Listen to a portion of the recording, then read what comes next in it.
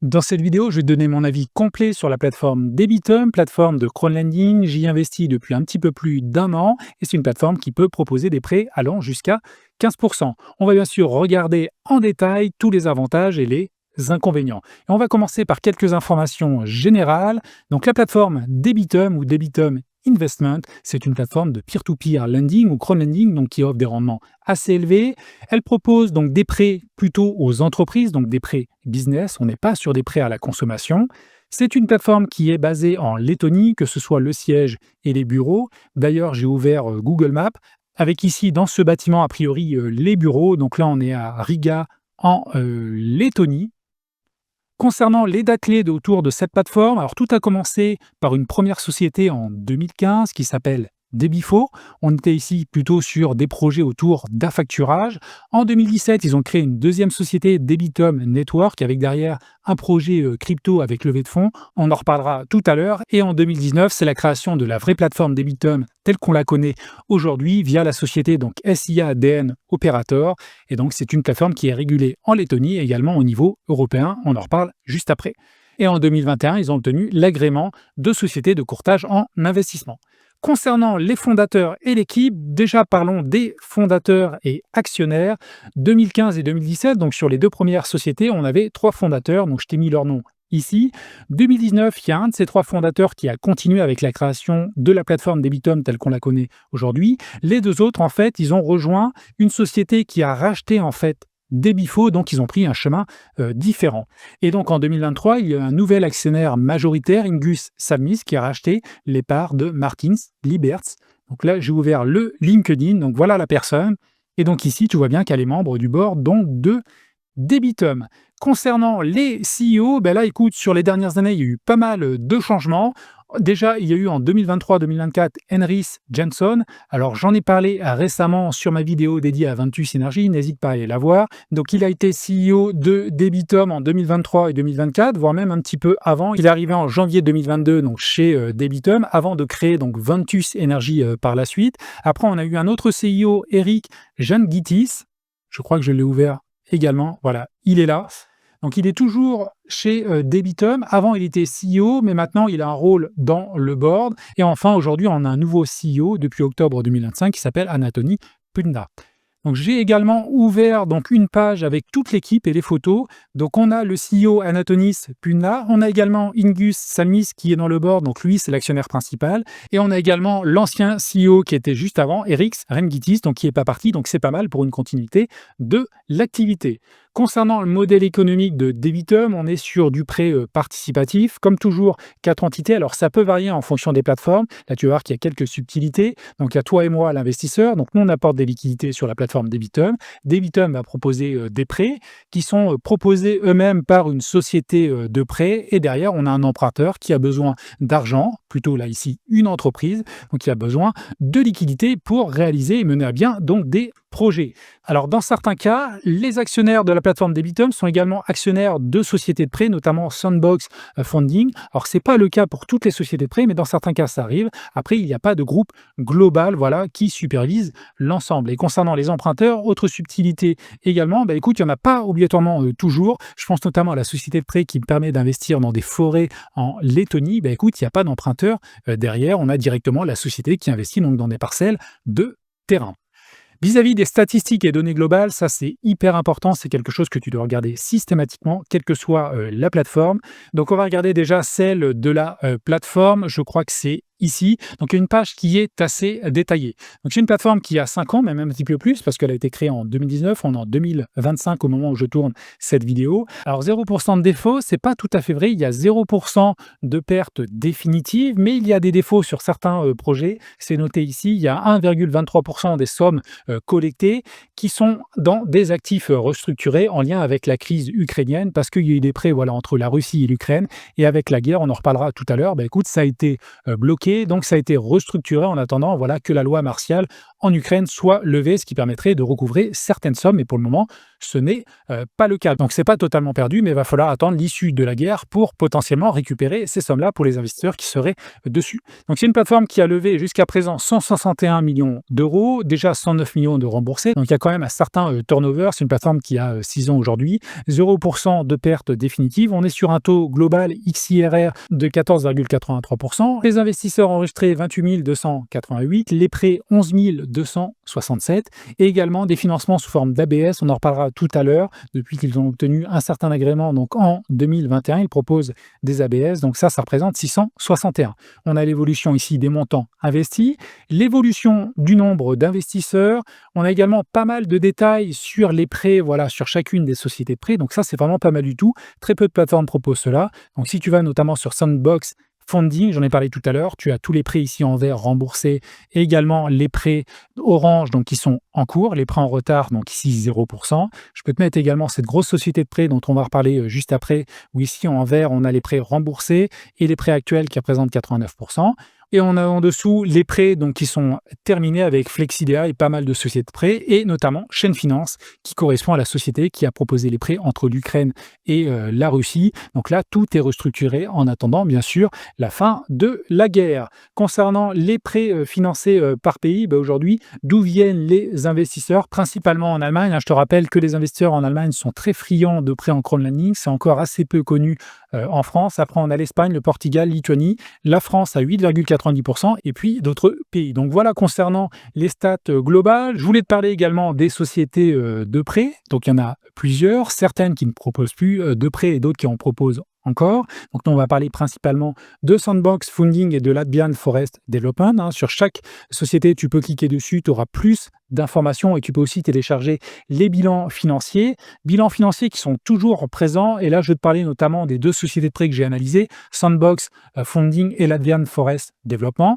Alors, concernant la plateforme, là, on a tous les bilans financiers. Ce qui est intéressant, c'est que depuis 2024, bien entendu, on aura 2025 dans quelques mois, 2024, c'est le retour aux bénéfices pour la société. Par le passé, il y a eu quelques difficultés. Et là, ça y est, ils sont bénéficiaires après pas mal de modifications, de développement depuis quelques années, parce qu'avec leur agrément européen, écoute, ils ont dû arrêter d'utiliser le robot, ils ont redéveloppé pas mal de choses, et donc là, ils arrivent dans une situation un peu plus stable avec une note de 8,3 sur 10, donc c'est pas mal du tout, il y a de la marge, le ROA est OK, le ratio dette capitaux propres, écoute, on a 1,30, donc c'est plutôt pas mal, et puis également, il y a du cash dans l'entreprise, donc c'est très positif. Concernant les sociétés de prêt, et notamment celles qui proposent le plus de prêts aujourd'hui, écoute, elles sont plutôt récentes, à date de 2023, donc bien entendu, en 2023, on a plutôt un exercice compliqué avec des pertes, moins 24 000 euros et moins 93 000 euros. Mais à partir de 2024, écoute, les deux sociétés maintenant sont bénéficiaires. Alors, c'est pas dingue en termes de chiffres. Bien entendu, il va falloir attendre de voir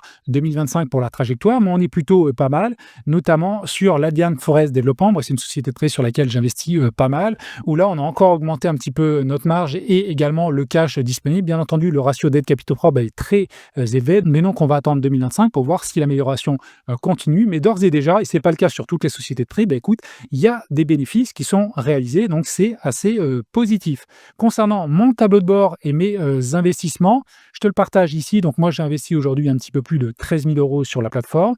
J'ai un XIRR de 12,34% parce que je ne vais pas obligatoirement chercher les prêts avec les plus hauts taux. Et également, depuis quelques années, maintenant, les taux commencent à baisser sur l'ensemble du marché, y compris donc des Bitum. Ici, tu as le suivi donc, de mes gains. Et également, tu peux aller dans la partie Mon portefeuille où tu retrouves pas mal d'indicateurs. Alors, ils ont revu l'interface récemment et c'est pas mal du tout, avec notamment ma durée moyenne. Je suis à 11 mois. Je ne cherche pas à aller sur des prêts à 2-3 ans. Je prends globalement entre 6 mois et 1 an et ça me convient très bien. Donc voilà concernant mon tableau de bord et vis-à-vis de la dynamique de la plateforme, écoute, je voulais vraiment t'indiquer une chose. Donc là, en rose, on a plutôt l'évolution cumulé de tous les investisseurs, mais on se rend compte qu'en 2022-2023, la plateforme a eu moins d'acquisitions, donc de nouveaux investisseurs. C'est assez normal, d'une part parce qu'il y a la crise en Ukraine qui a eu un impact sur la plateforme, mais également, vu qu'ils ont obtenu un agrément en 2021, ça a amené pas mal de nouveaux développements pour se restructurer, proposer aussi les ABS, donc les titres financiers qui sont un petit peu particuliers, et donc ils sont repartis après de plus belle à partir de 2023 et donc 2024. Pour créer un compte sur cette plateforme, bah, écoute, il faut avoir plus des 18 ans. Tu peux être dans l'UE, mais également hors UE. Et tu peux créer également un compte en société si tu en as une, bien sûr. Sache également que tu peux obtenir un bonus sur cette plateforme. Donc, je te mets un petit lien affilié juste en dessous si ça t'intéresse et on reparle donc du bonus juste après. Donc maintenant, on va passer aux avantages de la plateforme. On parlera après donc des inconvénients. Le premier avantage, c'est les taux élevés. Bien entendu, taux élevé dit risque. Donc on parlera des risques également par la suite. Donc le taux de base affiché sur la plateforme, il est de 15% d'API. Donc ça, c'est un premier élément. Deuxième élément, on l'a vu tout à l'heure dans les stats de la plateforme. Ici, on a un XIRR global depuis 2019 de 14,83%. Et moi, personnellement, sur mon tableau de bord, je suis en réel à 12,34%. Donc globalement, il y a des taux qui peuvent varier entre 8 et 15%. Ça dépend des prêts que tu choisis parce que si tu vas sur des durées longues, là, tu peux avoir un 15% parce qu'on va être globalement sur 3 ans. Et puis, les taux diminuent à chaque fois qu'on se rapproche d'un an. On va être plutôt sur du 12%. Et juste en dessous, si tu vas sur un prêt, par exemple, ici de 82 jours, tu peux trouver du 8%. Donc, c'est pas dingue, mais en allant chercher des prêts aux alentours d'un an, tu peux trouver régulièrement du 12%. Et moi, ça me convient totalement sur cette plateforme. Donc le premier avantage, c'est les taux. Le deuxième avantage, c'est que tu peux investir à partir de 10 euros. Troisième avantage, on peut aller chercher des intérêts mensuels. Alors moi, c'est ma stratégie de base, mais il y a également sur certains prêts des intérêts quotidiens. On le voit ici, tu vois, mensuel, quotidien. Autre avantage, la durée des prêts. Il y en a pour tous les goûts, de 90 jours à 3 ans, donc c'est pas mal du tout. Moi, tu connais ma stratégie, je vais plutôt sur des prêts aux alentours d'un an, pas plus, parce que j'ai envie de limiter mon risque ou de pouvoir sortir d'une plateforme. On ne sait jamais ce qui peut se passer, notamment risque géopolitique ou autre chose. Donc j'ai envie d'être pas trop figé, d'avoir une certaine liquidité. Bien entendu, quand même, sur des prêts d'un an, écoute, c'est pas exceptionnel, mais c'est mieux que sur des prêts de 3 ans. La régulation de la plateforme, c'est régulé par la Banque centrale de Lettonie. J'ai ouvert donc le site de la Banque centrale. On retrouve ici son numéro de licence et elle est également régulée dans le cadre européen, donc via MiFID 2. Ça, on le voit sur leur page et c'est une des 4 plateformes de peer-to-peer qui ont une licence en Europe. Elles ne sont pas très nombreuses. C'est un point positif parce que ça oblige quand même la plateforme à aller plus loin dans ce qu'elle propose, dans les chiffres également et les statistiques. Voilà globalement concernant la régulation. Vis-à-vis du type de prêt, donc on est sur du prêt commercial. Donc ce qui est intéressant aussi, c'est que la plupart des sociétés de prêt investissent également avec les investisseurs dans les prêts à hauteur globalement de 10%. Et on a 2 types de prêts qui sont portés soit par des ABS, donc ça c'est la licence qu'ils ont obtenue en 2021 qui leur a permis de faire ça. ABS, ça signifie Asset Backed Securities, donc ce sont des titres adossés à des actifs. Le prêt est garanti par un ensemble d'actifs, créances, factures, prêts détenus par l'émetteur. On a également des notes qui sont plutôt des titres d'obligation. Ça rejoint, mais c'est pas tout à fait la même chose que sur Mintos. Et ça, on le voit à ce niveau-là sur la page des prêts proposés. Alors, tu as des filtres ici, bien sûr, comme sur la plupart des plateformes. Et là, on voit 2 éléments. Donc, si je vais ici sur cette société, on est plutôt sur des notes. Et si je vais sur la société Sandbox Funding, ici, on est plutôt sur des ABS. Autre point, c'est les scores de confiance. Bien entendu, tu dois te faire ton propre avis, mais c'est quelque chose qui peut être intéressant, notamment quand tu débutes. Donc là, on a le score A ou B+, et il y a toute une page qui explique donc les titres ABS et également donc le système de notes qu'on le retrouve donc ici, avec un système de notation qui intègre donc une partie juridique à hauteur de 40%, financière à hauteur de 40% et complémentaire sur d'autres points à hauteur de 20%. Il n'y a pas de frais sur la plateforme de dépôt, de retrait, pas de cash drag. L'ergonomie, écoute, c'est très clair. Ça a été également amélioré récemment avec de nouveaux indicateurs et la plateforme est en français pour ceux qui n'aiment pas du tout l'anglais. On a une garantie buyback de 90 jours et il y a une particularité qui n'existe pas beaucoup sur le marché, c'est qu'on va avoir des pénalités de retard à hauteur de 5 ou 10%. Là, je t'ai ouvert un prêt et tu vois qu'ici, on est sur un taux d'intérêt annuel à 14,5%. On retrouve ici le score de confiance et on a là le bonus de pénalité supplémentaire à partir du moment où il y aura du retard. Là, on est à 5%. Donc ça, c'est assez intéressant. Il y a bien sûr un robot d'investissement. Moi, je fais aucun investissement manuel à mon niveau. Tout passe par le robot. Le support, rien à dire. À chaque fois que tu les sollicites, il n'y a pas de problème. C'est pas le cas sur toutes les plateformes. Et enfin, tu peux obtenir un bonus sur cette plateforme. C'est à deux niveaux. D'une part, à l'inscription via le lien juste en dessous. Je te rappelle que c'est un lien affilié, mais qui te permettra aussi d'obtenir donc ce bonus de 1% sur 30 jours. Et il y a également un programme de fidélité qui a été lancé récemment. Je t'affiche le tableau ici. Donc, il y a des paliers, 6 000 euros, entre 6 000 et 25 000 euros, 25 000 euros et 50 000 euros, et supérieur à 50 000 euros, avec certains avantages, des bonus d'intérêt, des bonus de recharge. Donc, je te laisse regarder ça, bien sûr, en détail sur le site si ça t'intéresse. Concernant les inconvénients, écoute, on ne les oublie pas. C'est important de les balayer également. Il y a du risque sur ce type de plateforme, y compris donc sur Debitum, risque de perte en capital, risque d'illiquidité et risque géopolitique. Il y a aujourd'hui une dette non recouvrée qui concerne donc les prêts liés à l'Ukraine via la société donc Chain Finance. Le problème, c'est que la loi martiale décrétée en Ukraine bloque tous les transferts de fonds. A priori, il y aurait une certaine partie qui pourrait être remboursée. Donc pour l'instant, c'est restructuré, c'est pas encore une perte définitive. Et si la guerre se termine, normalement, il devrait y avoir un retour des fonds, peut-être pas dans la globalité, à voir, mais ce n'est pas encore aujourd'hui une perte définitive. Donc ça à suivre, bien sûr. Le petit bémol que je peux mettre, écoute, c'est les sociétés de prêt que je t'ai partagées tout à l'heure, Sanding Funding et également LDFL. Donc, ce sont des sociétés de prêt assez récentes, qui n'ont pas juste un an, qui ont un peu plus d'historique, qui sont aujourd'hui bénéficiaires, mais on aimerait avoir un petit peu plus de recul, avoir des ratios peut-être un petit peu plus élevés par la suite. Moi, c'est ce que j'attends personnellement pour augmenter un petit peu plus mon capital investi sur la plateforme. Aujourd'hui, je vais rester aux alentours de 13 000 euros sur la plateforme. Donc ça, c'est un petit bémol. Autre point particulier, c'est toute la partie crypto. Donc, je t'ai parlé tout à l'heure de la société qui a été créée en 2017. Donc, ils ont créé une crypto, ils ont fait une levée de fonds de 17 millions d'euros, mais le projet a totalement été arrêté, comme c'était le cas pour beaucoup de levées de fonds autour des cryptos, malheureusement. Donc, la société, elle s'est arrêtée. Ils ont créé une nouvelle société, ou du moins un fondateur est reparti sur un nouveau projet en lien avec des prêts donc aux entreprises, prêts business. Mais cette partie-là a été une période un petit peu compliquée. Après, ça date un petit peu, c'était entre 2017 et 2019. Et d'ailleurs, j'ai retrouvé donc, le jeton Debitum, DEB, sur le site CoinMarketCap. Donc, tu peux faire des recherches également toi-même à ton niveau si ça t'intéresse.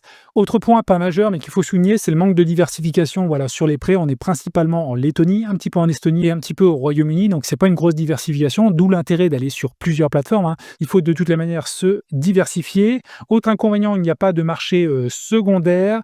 Et enfin, concernant la fiscalité, sache que sur cette plateforme, vu qu'on est en Lettonie, on aura un prélèvement à la source de 5%. C'est le cas également sur Mintos.